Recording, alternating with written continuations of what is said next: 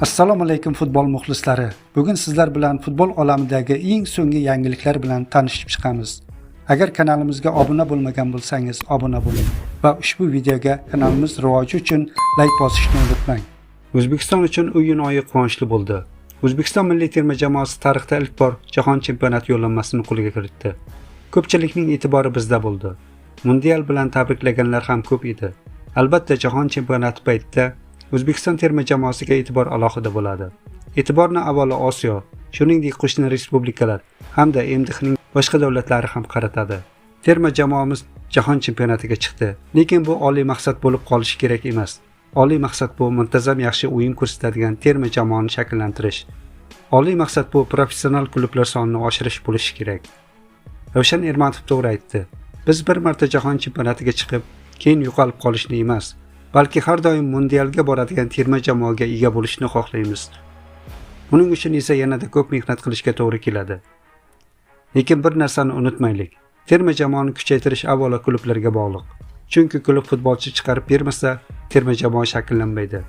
Terma jamoaga mos ravishda klublar ham va o'zi ishtirok etayotgan musobaqalarda o'zini ko'rsatishga harakat qilishi lozim. Masalan, bu yil Nasaf Elit Osiyo Chempionlar Ligasida, Andijon esa Osiyo Chempionlar Ligasi ikkisida qatnashyapti. Afsuski ikkala klubimiz ham hali xalqaro maydonlarda g'alaba qozongani yo'q.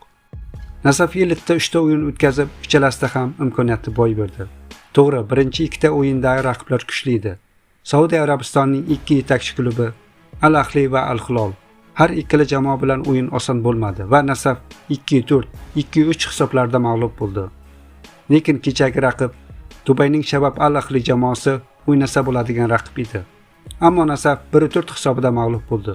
3 ta o'yinda 11 ta gol o'tkazish bu dahshat. Raqiblar xohlagan ishini qilyapti.